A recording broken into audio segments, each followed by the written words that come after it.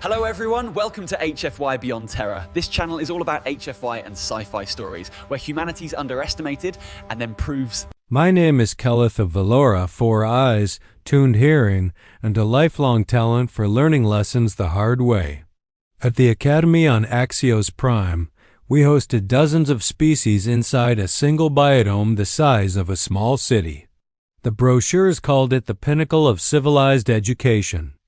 The reality was simpler. It was a pressure cooker full of brilliant adolescents who believed their biology and their family names entitled them to the center of every room.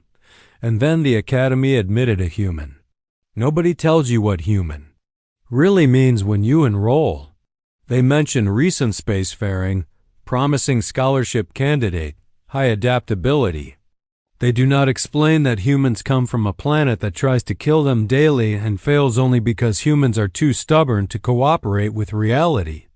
I learned this on third rotation, right after quantum mechanics, while cutting through a service corridor that students pretended wasn't against regulations. Corridor 12B was dim loud with recyclers, and perfect for trouble hidden enough that pride could stretch its legs without witnesses. I heard voices first. Then I slowed because curiosity is my favorite mistake. 3 upper-year students had someone pinned near a maintenance panel. Vex was Sarian tall, plated in scales, heavy muscle over heavier confidence. His family controlled mineral rights across half a sector, and he spoke like the universe had signed the paperwork. Thumb was Zephus, insectoid, 4 arms, armored joints, and the joyless precision of a species that produced more soldiers than poets.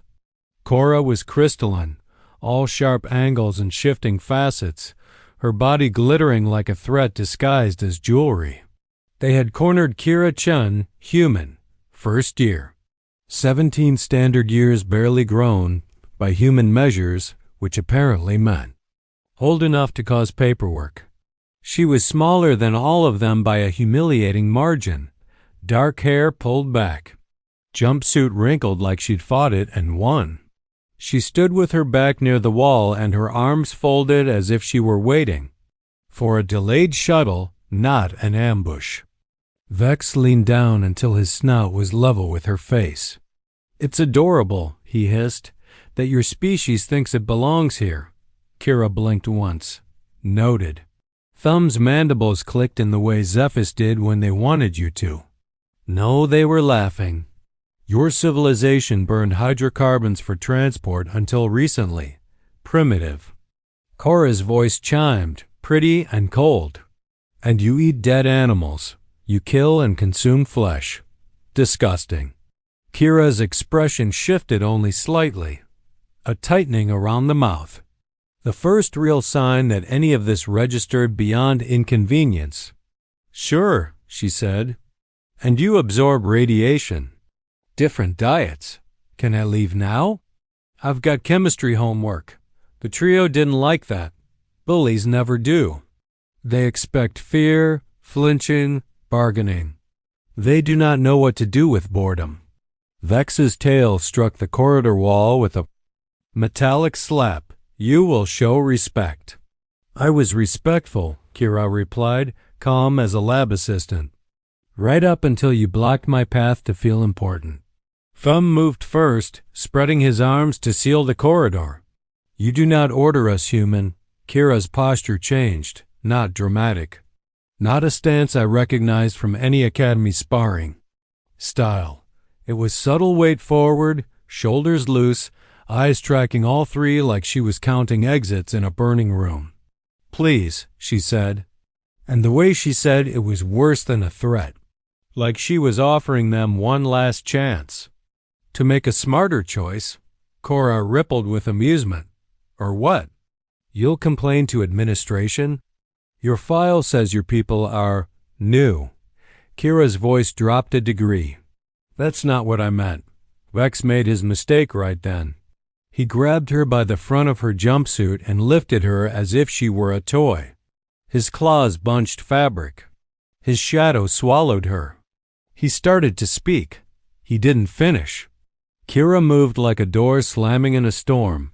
One hand snapped up, not wild precise. She struck at the hinge of his arm, the joint where strength becomes leverage. There was a sound that didn't belong. In a school corridor, the wet, sick crack of anatomy exceeding its intended range. Vex released her with a roar of surprise more than pain. Kira landed lightly, stepped back, and exhaled like she'd just dropped a heavy bag on a floor. "I warned you," she said, almost conversational. For a heartbeat, nobody moved. The universe rearranged itself in our minds.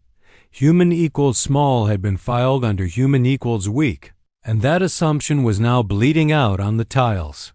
Thumb recovered first training overriding shock. He surged forward with the direct aggression of someone used to winning by being harder to damage than anyone else. Kira dipped low. I barely caught it, a sweep, timed to his momentum rather than her strength. Thumb's legs left the ground. 300 kilograms of armored warrior flipped, hit the floor, and made a noise that forced my fins flat against my spine. He tried to scramble up. Kira was already there. A knee drove into a vulnerable articulation point soft tissue framed by armor, a biological compromise even the best exoskeleton couldn't erase. Thumb made a thin, panicked sound that didn't match his reputation. "Stay down," she said. Not shouted, said. He didn't. One clawed hand caught her face. 3 lines opened from temple to jaw. Blood-bright, startling red spilled across her skin, and Kira smiled. Not a cheerful smile, not a friendly one. The kind of smile you see in predators when the chase stops being work and starts being personal. "Okay," she said softly. "We're doing this." What happened next was not a brawl. It was a lesson. Kira's elbow dropped to the back of Thumb's head with surgical certainty, striking where nerves clustered beneath protective plating. Thumb collapsed as if someone had switched him off. Cora hesitated just long enough to lose. Kira's gaze flicked to the tool rack. She snatched a heavy polymer wrench meant for recycler adjustments and swung with clean mechanics, like a person who'd carried groceries in one arm their whole life and learned how to make weight behave. The wrench struck Cora at the base of her central structure. Crystalline bodies were built to distribute impact unless you introduced vibration at the wrong frequency. Cora's coherence failed in a glittering, horrible burst. She scattered into fragments across the floor, keening in high, ringing distress. Vex, pride bleeding faster than his arm, lunged again with his remaining strength. Kira didn't meet force with force. She stepped aside and struck his throat, not to crush, but to steal air. His eyes bulged. His breath turned into choking. Then she kicked his knee. The ligaments made a sound like cable snapping. Vex hit the ground hard, howling. Kira stood over him, breathing faster now, blood sliding down her cheek. She pulled a small cloth from her pocket, pressed it to her face, and held pressure like she'd done it 100 times. No panic, no collapse, just management. That, I think, was the part that truly frightened me. Not the technique, the normalcy.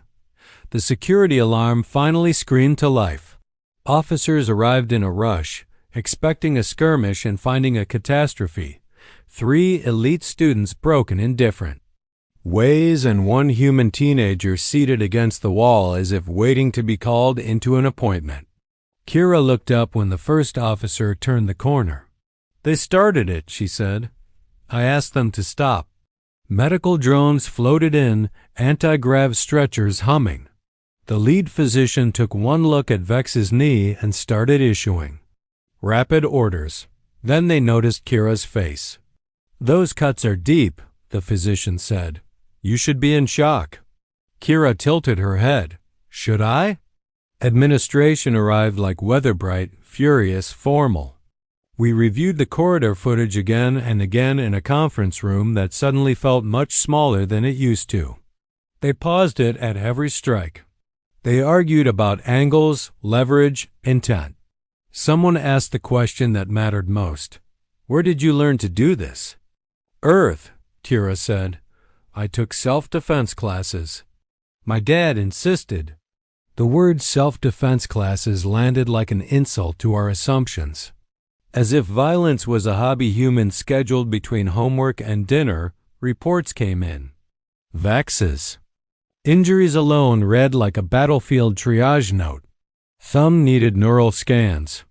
Cora's fragments had to be collected and stored so she could reform without losing structural memory. A researcher pulled environmental data on Earth. Gravity near standard but high compared to many habitable worlds. Atmosphere dense enough to strain some species. Oxygen levels that would poison others. Ecology full of predators, parasites, and weather that treated infrastructure as a suggestion. Earth was categorized as a death world, not the worst, but hostile enough that most civilized species preferred to study it through glass. Then someone added the missing line to the file. Humans were endurance hunters, built to keep going when other creatures stopped, equipped with stress responses that let them ignore pain and function while injured. Kira listened to all of this like it was a book report about someone else. Why didn't you disclose these risks in your admission forms? An administrator demanded. Kira shrugged. No one asked.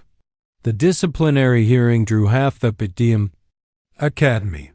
Wealthy families sat behind Vex, Thumb, and Cora, glowing with anger and influence. Kira sat alone, hands folded, looking mildly annoyed that this was interrupting her study schedule. They accused her of assault, excessive force, conduct unbecoming. Kira's response was steady. I was cornered, she said. They put hands on me. I warned them. I tried to leave. A security officer presented a detail that turned the room. This wasn't the first time. The trio had cornered her repeatedly. 2 formal complaints had been filed, both dismissed as minor social. Conflict. That, too, became part of the lesson. When asked why humans trained for violence despite having no galactic enemies, Kira answered with a quiet honesty that chilled the hall. Because humans hurt humans, she said. We don't need aliens to make our world dangerous. We grew up learning that sometimes the threat has a familiar face. The committee's verdict followed quickly after that. The bullies were suspended. Mandatory counseling. Public apologies. Community.